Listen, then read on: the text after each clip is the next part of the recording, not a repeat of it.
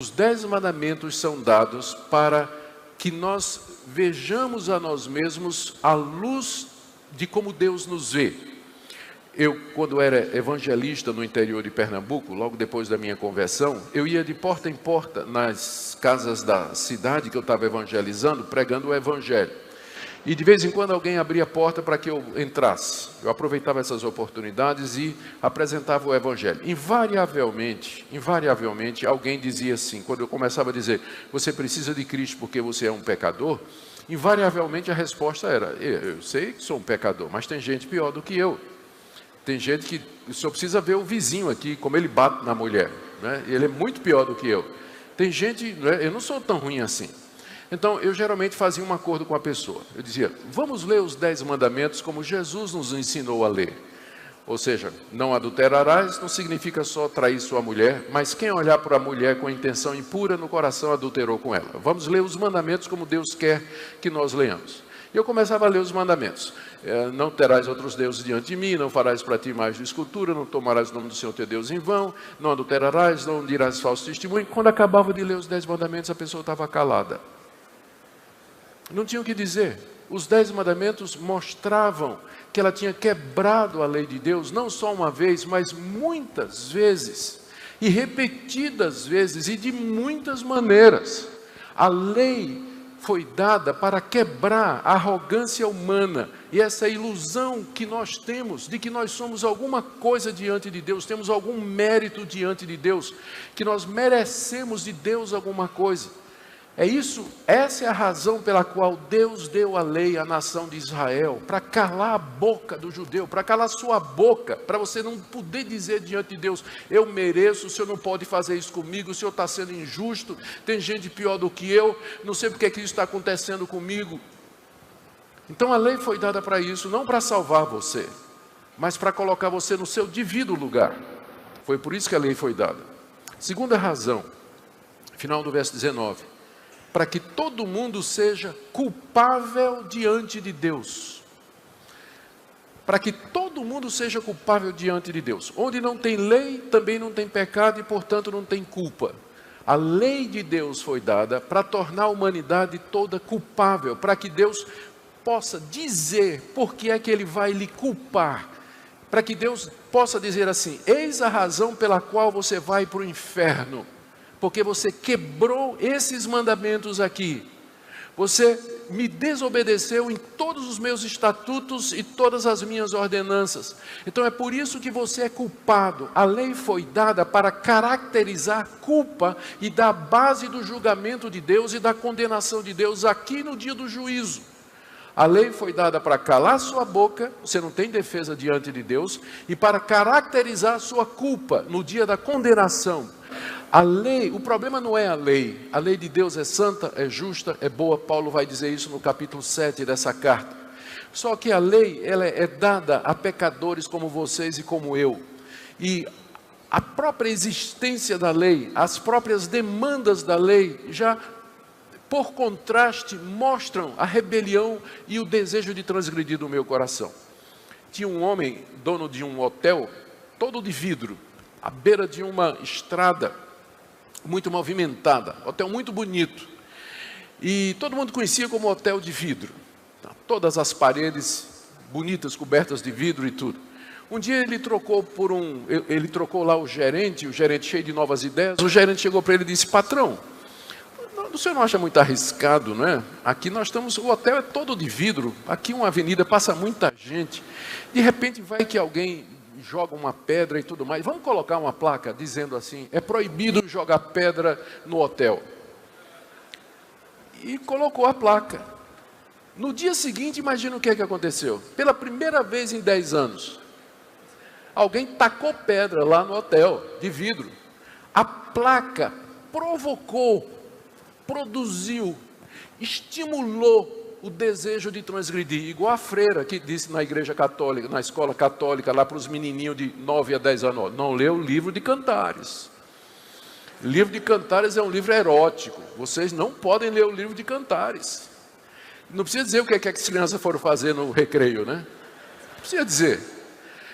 Pela lei vem o conhecimento do pecado, a lei provoca, estimula, ela, longe de me levar para Deus ou para perto de Deus, ela desperta o meu coração iníquo, a rebelião do meu coração. Então é evidente que nunca alguém vai poder se justificar diante de Deus por atos de obediência, atos de misericórdia, atos de moralidade, sacrifícios litúrgicos, promessa, campanha, guardar os mandamentos, viver em santidade. Não, nunca haverá uma situação em que alguém possa fazer isso, porque todos estão debaixo da lei. A lei cala a boca de todo mundo, culpa todo mundo e traz o pleno conhecimento do pecado. Infelizmente, no meio do povo evangélico brasileiro, esse conceito se perdeu. O meio evangélico brasileiro é legalista.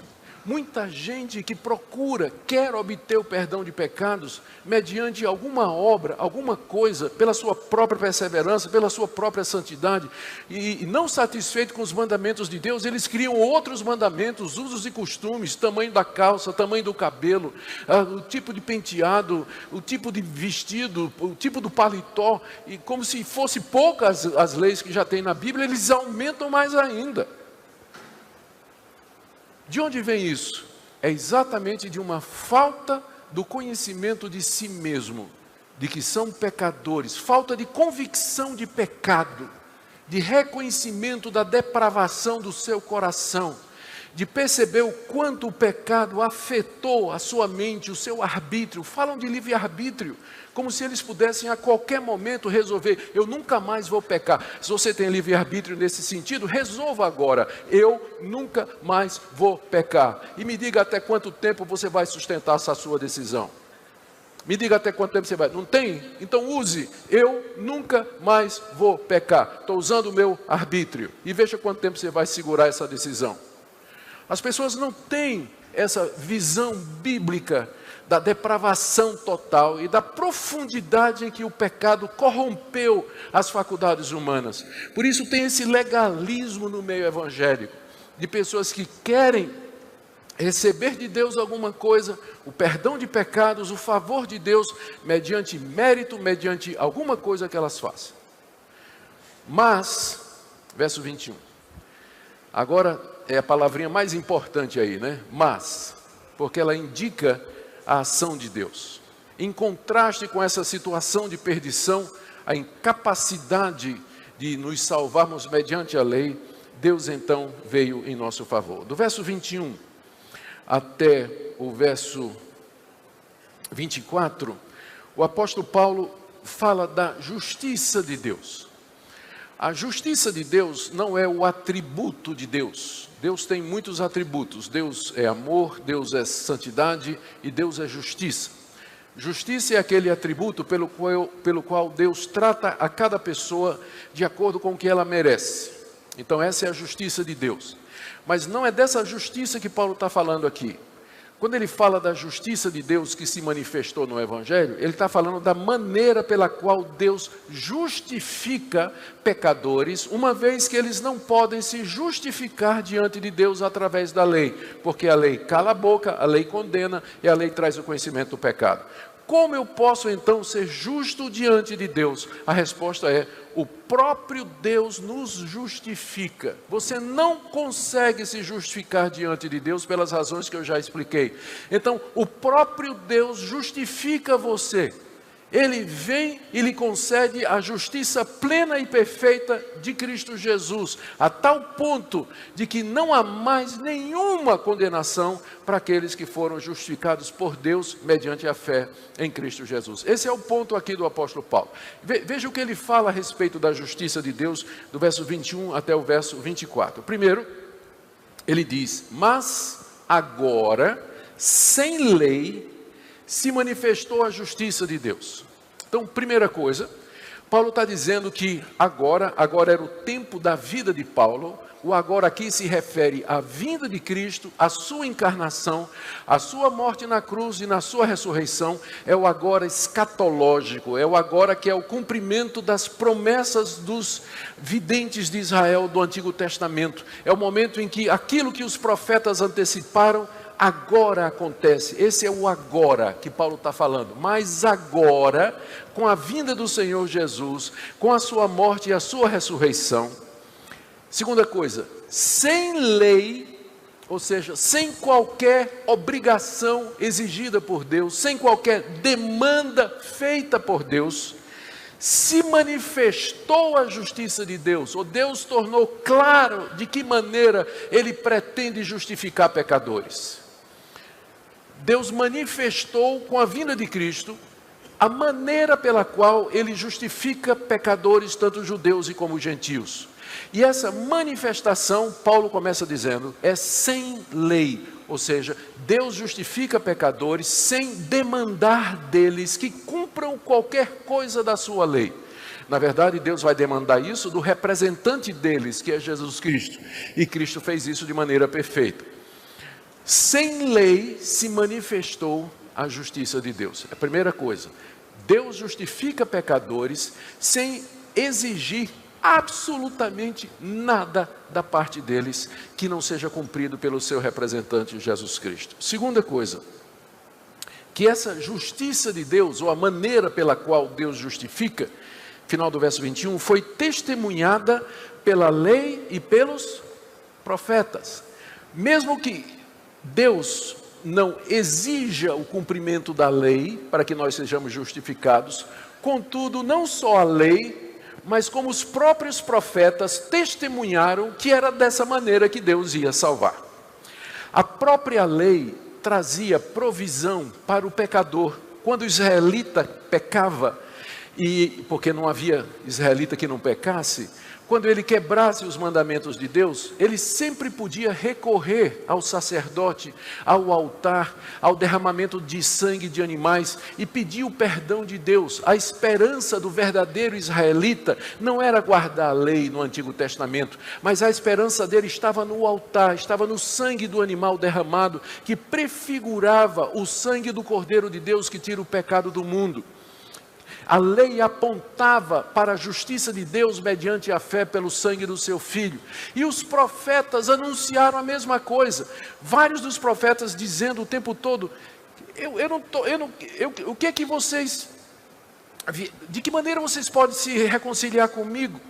De que maneira vocês podem chegar até mim? Veja, por exemplo, o profeta Isaías no capítulo 1, e veja como ele diz no capítulo 53, ele fala a respeito do servo do Senhor, pendurado na cruz, derramando seu sangue precioso, sofrendo em nosso lugar. Ele levou sobre si as nossas transgressões, o castigo que era sobre nós estava sobre ele, e pelas suas pisaduras nós somos sarados. O profeta Isaías parece que estava aos pés da cruz, vendo Cristo agonizar e morrer pelo povo de Deus. A lei e os profetas testemunharam que Deus justifica o pecador sem as obras da lei, mediante o sacrifício do seu Filho Jesus Cristo. É a segunda coisa que Paulo diz aqui. A justiça de Deus se manifestou, primeiro, sem lei, ou seja, Deus não requer absolutamente nada do pecador para que ele seja justificado. Segundo, essa justiça, ela já foi anunciada no Antigo Testamento, na lei e nos profetas. Isso não é uma invenção do apóstolo Paulo, não é alguma coisa que ele tirou da cartola ou tirou da manga. Terceira coisa, que essa justiça de Deus, ela é dada mediante a fé. Veja o verso 22. Verso 22. Com licença, servidos.